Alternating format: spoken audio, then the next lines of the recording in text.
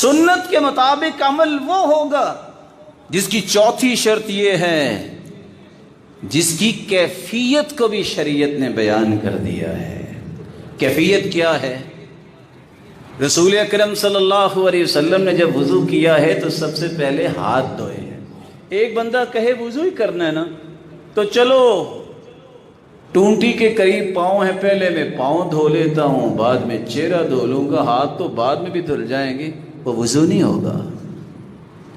نماز ہی پڑھنی ہے، اٹھ کے کھڑے ہو کے جو پڑھنی ہے، پہلے بیٹھے بیٹھے میں سجدے کر لیتا ہوں، بعد میں رکوع کر لوں گا تو قیام آخر میں کر لوں گا، کام تو وہی ہے، لیکن یہ سنت کی نماز نہیں ہوگی، کیونکہ محمد کریم نے ایسی نماز نہ پڑھائی ہے، نہ پڑھی ہے، نہ سکھائی ہے۔ اس کی کیفیت طے ہے، اس طرح پڑھنی ہے۔ 210 روایتیں جب بتائیں کہ اللہ کے رسول جب کھڑے ہوتے تو اپنے دونوں ہاتھوں کو کندھوں کے برابر لے جاتے، رفع الیدین کیا کرتے، یہ سنت ہے۔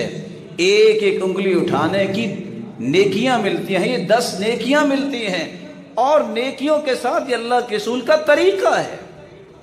رکوع کی طرف جاتے، وَإِذَا كَبَّرَ لِلرُّكُوعِ تو پھر بھی اپنے ہاتھوں کو کندھوں کے برابر لے جاتے، وَإِذَا رَفَعَ رَأْسَهُ مِنَ الرُّكُوعِ جب آپ اپنے سر مبارک کو رکوع سے اٹھاتے تو پھر بھی آپ اپنے ہاتھوں کو کندھوں کے برابر لے جاتے۔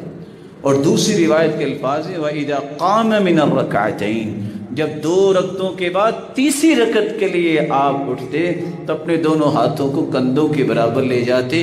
یہ نماز ہے سنت کے مطابق۔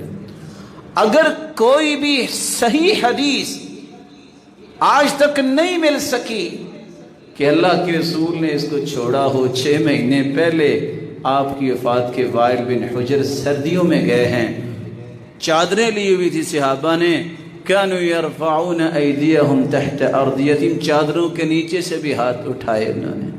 اور تلخیص الحبیر کی روایت ہے فما زالت تلک صلاة حتی لقی اللہ زندگی کی آخری نماز تک اللہ کے رسول نے ہاتھ اٹھا کے نماز پڑھی ہے۔ تو جو ہاتھ نہیں اٹھائے گا وہ دعویٰ نہیں کر سکتا کہ یہ سنت کے مطابق کر رہا ہے۔ سنت کے مطابق عمل وہ ہوگا جس کی 5ویں شرط یہ ہے شریعت نے ہر عبادت کا وقت معین کیا ہے۔ روزے رمضان میں ہی فرض ہے۔ ایک بندہ کہے توبہ توبہ بڑی گرمی ہوگی، یہ تو اپریل اور مئی میں آگے ہیں، اور نہیں جی دسمبر کے ٹھنڈے اور جنوری کے ٹھنڈے دنوں میں روزے رکھ لوں گا، کٹوتی اس جگہ جا کے کر لوں گا، وہ روزے نہیں ہوں گے رمضان کے۔ یہ وقت متعین ہے۔ ایک بندہ کہے حج پہ تو لوگ ہی بہت ہوتے ہیں، چلو میں آرام سے جاتا ہوں، جب حاجی چلے جائیں گے تو سفر میں جا کے میں حج کر لوں، جمرات بھی خالی ہوں گے، مینا بھی خالی ہوگا اور میدان عرفات بھی خالی ہوگا، مجھ سے نا اصل میں بھیڑ میں پریشانی ہو جاتی ہے، تو وہی کام جا کے کر لے، حج نہیں ہوگا۔ اس کا وقت متعین ہے، یہ ذوالحجہ میں ہی حج ہو سکتا ہے، یہ شعبان اور محرم اور سفر میں حج نہیں ہوتا، اس کا وقت متعین ہے، اس سے پہلے نہیں ہو سکتا، اس کے بعد بھی نہیں ہو سکتا۔ سنت کے مطابق عمل وہ ہوگا جس کی 6ٹھی شرط یہ ہے کہ جس جگہ اللہ کے رسول نے کوئی بات بیان کی ہے وہ اجر اسی جگہ کا ہوگا، وہ جگہ متعین کر دی ہے۔ حدیث میں آتا ہے جو بندہ ایک نماز بیت اللہ میں پڑھتا ہے 1,00,000 نماز سے افضل ہے۔ گویا 55 سال اگر نماز پاکستان میں آپ پڑھتے ہیں تو ایک نماز بیت اللہ کی ان 55 سال کی نمازوں سے افضل ہے۔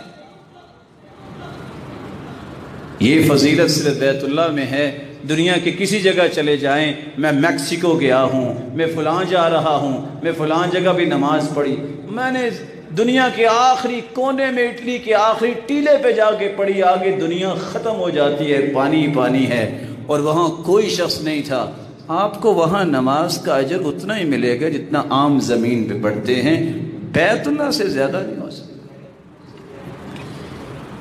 یہ طے ہو گیا ہے۔ اعتکاف مسجد میں ہوگی، ساری دنیا کے فقہاء اکٹھے ہو جائیں، نہیں عورتوں کو گھر بیٹھنے دو، ان کے لیے گھر ہی ٹھیک ہے، یہ آپ کا تقوی ہو سکتا ہے، محمد کریم نے تقوی نہیں بتایا۔ محمد کریم کی بیویوں نے خیمے مسجد میں لگائے تھے، اور مسجد میں اعتکاف ہوتی ہے، گھروں میں اعتکاف نہیں ہوتی، جگہ کا تعین کیا ہے۔ اس کے علاوہ اگر کوئی ایسا کام ہوگا وہ سنت نہیں ہوگا۔ تو ایک مرتبہ پھر سنیے، 6 شرطیں جب تک کسی کام میں نہیں ہوتی وہ سنت کے مطابق نہیں ہوتا۔ شریعت نے اس کا سبب بیان کیا ہو، شریعت نے اس کا وقت مقرر کیا ہے، شریعت نے اس کی مقدار مقرر کی ہے، شریعت نے اس کی کیفیت مقرر کی ہے، اور اس کے لیے جس جگہ کا تعین کیا ہے اور جس جنس کا تعین کیا ہے، اس سے الگ ہو کہ ساری زندگی سجدے میں پڑے رہو، وہ عمل قابل قبول نہیں۔